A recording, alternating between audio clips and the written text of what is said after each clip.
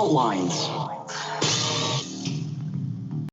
You know, it's funny. My top priority started as one thing, but changed. But I'm realizing that both are the same. Um, the Democratic Convention is coming up. Now, this is going to be typically it was supposed to be in Milwaukee, but instead it's going to be people doing keynote speeches and so forth. Now, the people who are doing the speeches has been mostly announced, so even though it's somewhat fluid.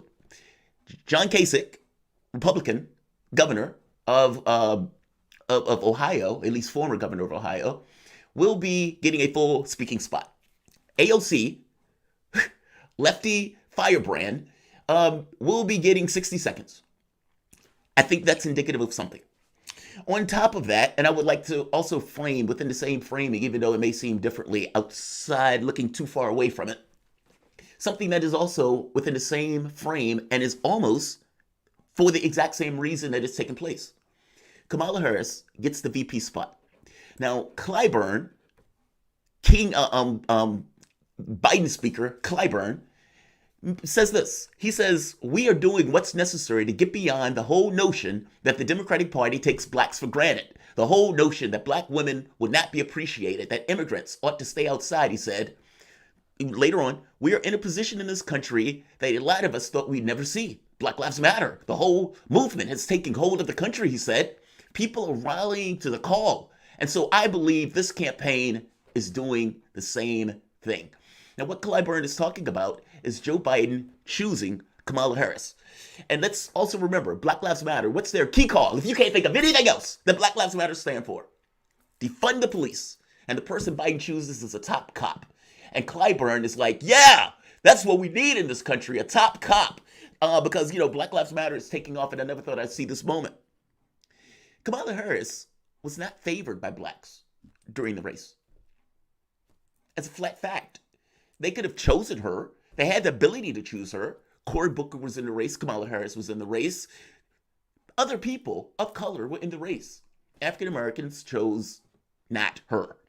Now, they ended up choosing Biden, and to be honest, you could say a break between Biden and Sanders because it was going to be one or those two. Those were the one and two in regards to the people who were pulling in the African American vote. So how weird is it to come to this odd conclusion that yeah, blacks didn't choose her, but they wanted her for the number 2 spot. So this is doing it for blacks. And this gets across that blacks are not being taken for granted by the Democratic Party. How ludicrous on both counts. The idea that a good portion of your party, what, 50%, 49%, or 48%, let's be generous, are lefties. Beyond those people identifying themselves as lefties, let's say 45%, the overwhelming majority of that party wanted policy. Do you want Medicare for all? Yes. Do you want an expansion of Social Security? Yes. Do you want a wealth tax? Yes. Do you want the elimination of student debt and free public schools? Yes. Do you want those things? Do you want a Green New Deal? Yes. Yes. We want all those things.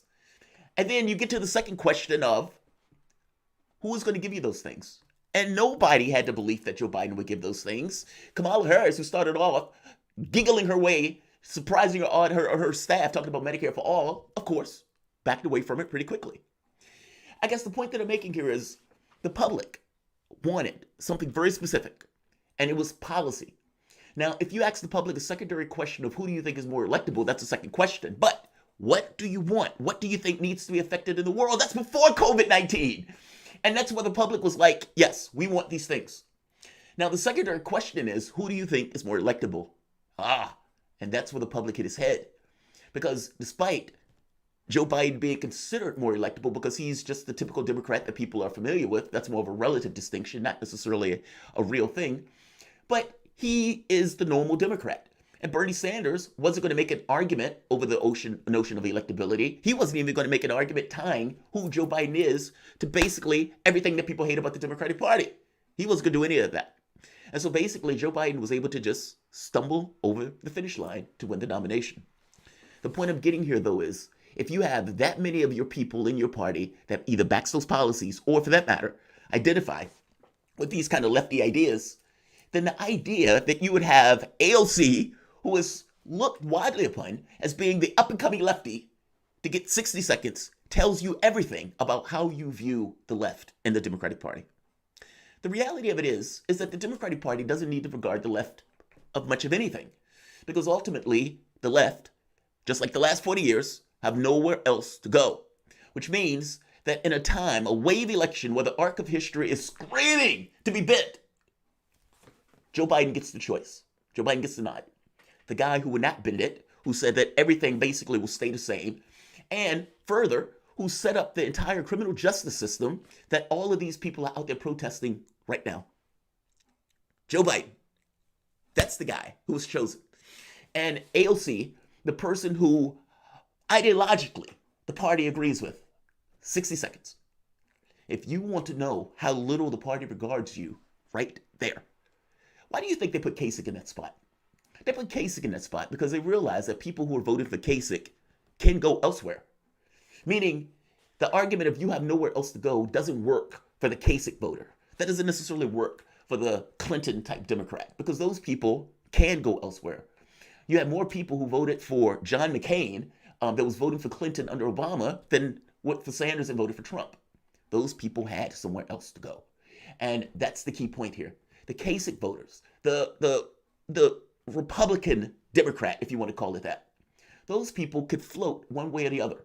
And so Democrats will make a pitch, it will make a call, it will make a play to get those voters. Lefties have nowhere else to go. So they'll get their 60 seconds and they'll call it a day. The key here, though, is in the same way that lefties are in this kind of weird box of you have nowhere else to go, or Hispanics, you have nowhere else to go, or blacks, you have nowhere else to go. And so regardless of what the Democrat does, regardless of the policies that they push, even if you don't support those policies, you're voting for them, not because of what they're pushing, but because of who they're keeping out of office. Meaning the best that you can get from the Democratic Party, if you're a lefty, or for that matter, if you're an African American, is we will keep this other guy out of office. Don't ask or expect anything from us, though. Clyburn probably heard the call, just like a lot of Democrats probably heard the call, that blacks are taken for granted. Blacks are taken for granted because politically, they set themselves up to be. If you're voting for somebody to the tune of 90-something% and you get nothing out of it, why would they give you anything? What do you think politics is? Something that they give away? No, voting is a transactional process. The reason that the rich give so much money into the political process is because they get things back for that. You don't have that cash. You have your vote. You have your energy. You have dollars or pitchforks. And for the longest time, the pitchforks have been sitting in the barn somewhere. I'm saying that the dollars have had the run of the roost, and that in order to assuage your sensibilities, in order to get across to you that, look, I know you're not getting the policies that you want. I know you're not getting the things that you want that materially benefit you and your community. At the very least, he's not a Republican. At some point, that should not be enough. Obama gave 95% of the income gains to the top 1%. His black face didn't stop him from doing that. The notion that you're going to put Kamala Harris in that spot is purely identitarian reasons, not for issues of policy. It's not, hey, African Americans are dying 3-1. We got to get Medicare for all, so we're putting this person in to make sure that policy goes through. Nope, off the table. It's not, you have this huge group of people who could free themselves of some degree if they had a freedom of education, meaning free colleges and schools. For that matter, even the wealth tax and the way that the money could be reinvested into the community. Those are things that materially benefit your community. And those are things that are off the table. And instead, they're giving you a black face, as if that black face should substitute for the real material items that you need, and it will be in the best interest of your community. I don't care if you choose Kamala Harris. Kamala Harris is not NOT, indicative of blacks not being taken for granted in the Democratic Party. It is the opposite of that. It is the triumph of that. And more importantly, as I said yesterday, the triumph of spectacle. The notion that you could choose somebody who just because they're look black, that is in and of itself enough from the standpoint of policy is appalling. And I'm sorry, Clyburn can say whatever Clyburn wants. I don't want to curse there. But Clyburn can say whatever Clyburn wants. Clyburn is a Democrat, and Clyburn is trying to assuage the African-American angst that they are just being taken for granted, and they have been for the last 40, 50 years. It should not assuage that angst. It should affirm that angst. If she is not going to do something that is materially beneficial from the standpoint of policy that is going to benefit you and your own and your family members, her blackface doesn't matter. And let me end here because I'm getting annoyed by this. You're listening to Fault Lines with Thomas and Stranahan. We will be back in a moment.